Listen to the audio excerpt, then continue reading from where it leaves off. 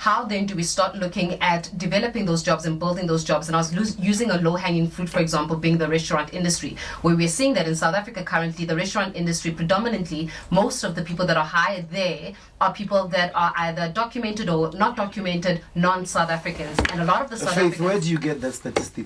What's your source?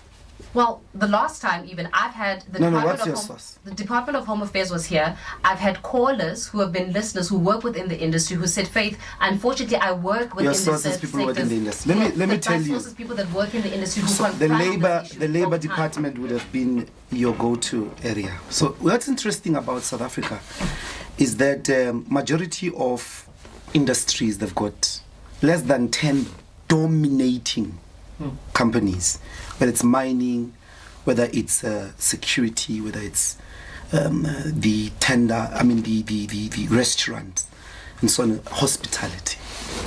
And when you think about the restaurants, let's go to the big restaurants. And what are the big restaurants? KFC, Nando's. That's where the huge employees are.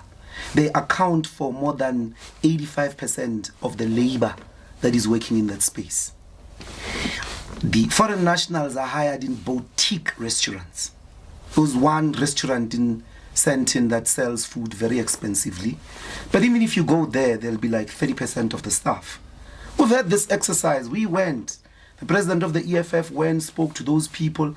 Most of the time he came across, and all of them would be boutique hotels. It's very difficult for KFC, Nando's, Steers, Debonair's, and so on and so forth. In those restaurants, it's almost 100% South Africans. Where do you find these foreign nationals? And not majority, it's difficult for them to work in that space because the restaurants are heavily regulated without being documented. It's boutique hotels, and they account for a very little labor force. Let me go directly to the problem people have with the EFF, is people going around thinking when we take over power tomorrow, we're going to open the borders. And say everybody come to South Africa. And say from Egypt, from Cape to Cairo, come to South Africa. That's not true. That is a fundamental misrepresentation of an important macroeconomic question.